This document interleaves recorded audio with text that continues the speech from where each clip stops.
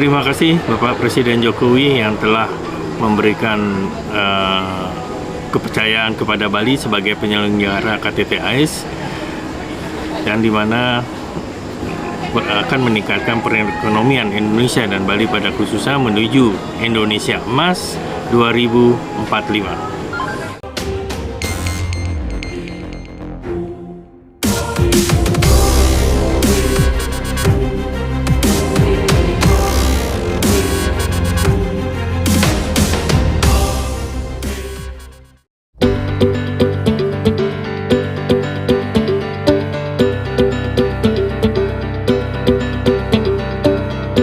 Konferensi tingkat tinggi KTT AIS Forum merupakan penguatan peran AIS Forum sebagai pusat solusi cerdas dan inovatif, serta sebagai platform gotong royong dalam mendorong agenda masa depan tata kelola laut global.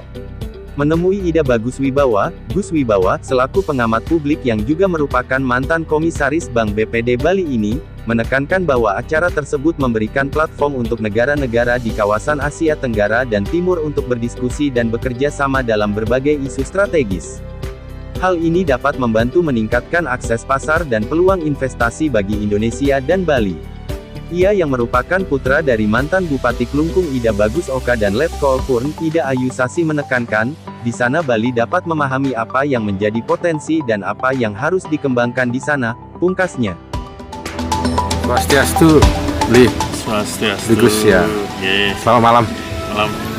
Bli Gus, Yeah. bisa nggak kita bincang-bincang sedikit nih tentang KTT yang baru berlangsung ini?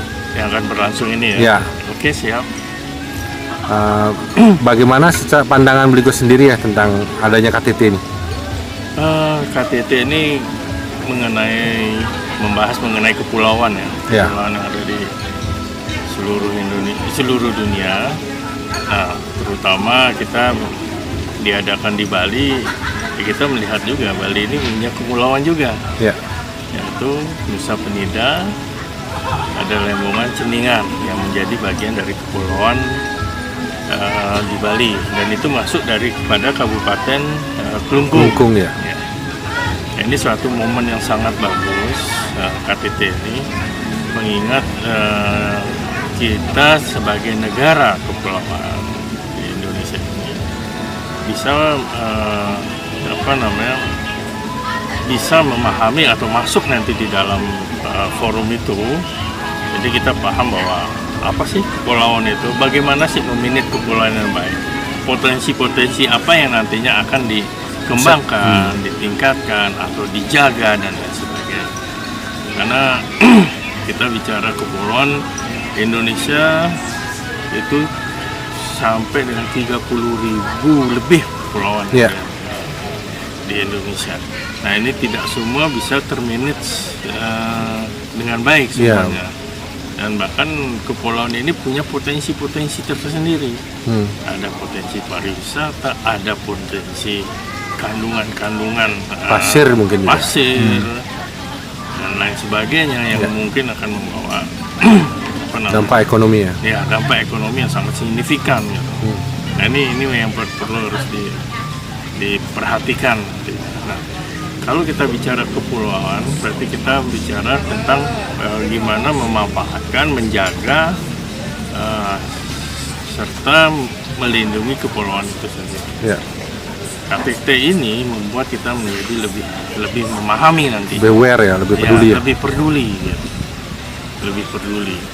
Jadi saya harap sih ini sangat dimanfaatkan dengan baik oleh masyarakat, terutama masyarakat kepulauan, bahwa hasilnya apa yang akan didapat dari sini nanti bagi ekonomi Indonesia. Nah, bagi Bali sendiri ini suatu momentum yang sangat bagus, karena kita belum bisa memanage kepulauan kita sendiri dengan baik, apalagi banyak permasalahan terjadi di kepulauan-kepulauan kita di Bali ini. Baik ketika pariwisata muncul, otomatis kan kita harus menyiapkan infrastruktur. Ketika ada infrastruktur baik hotel, ada dampak yang akan ditimbulkan. Apa? Sampah. Itu yang akan terjadi nanti. Belum selesai juga sih di Denpasar ya. Sampah itu tidak akan pernah selesai. Gitu.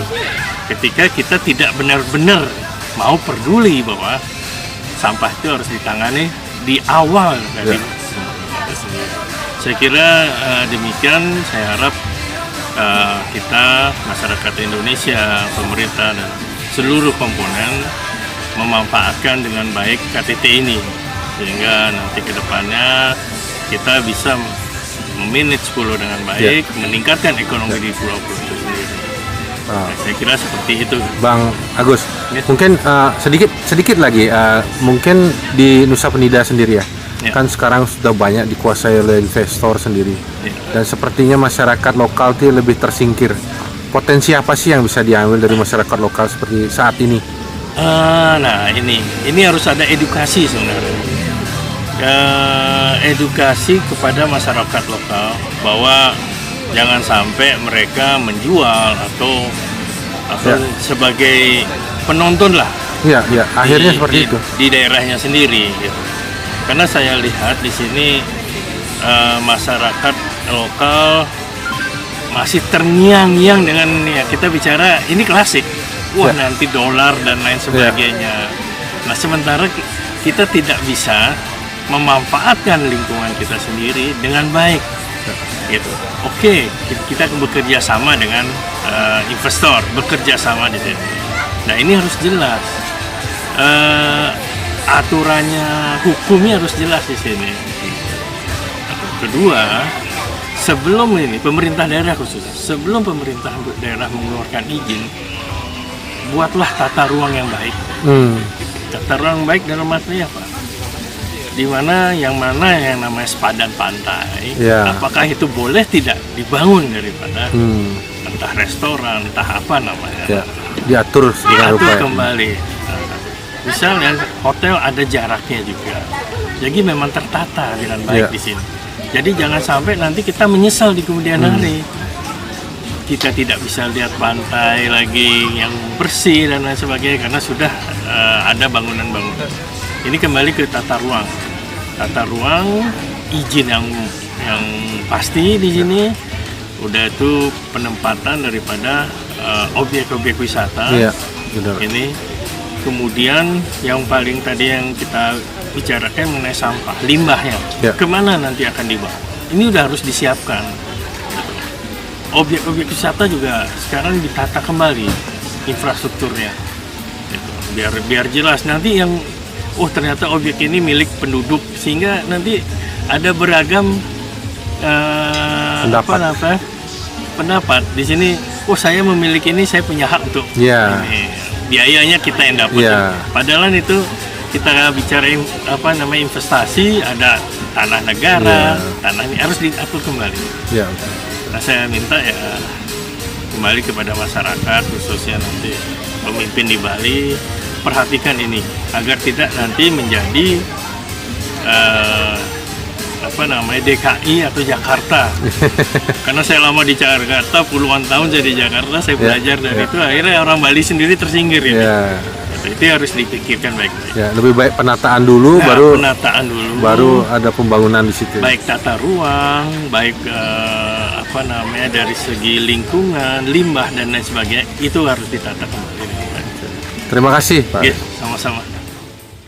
Awak Media Gatra Dewata melaporkan.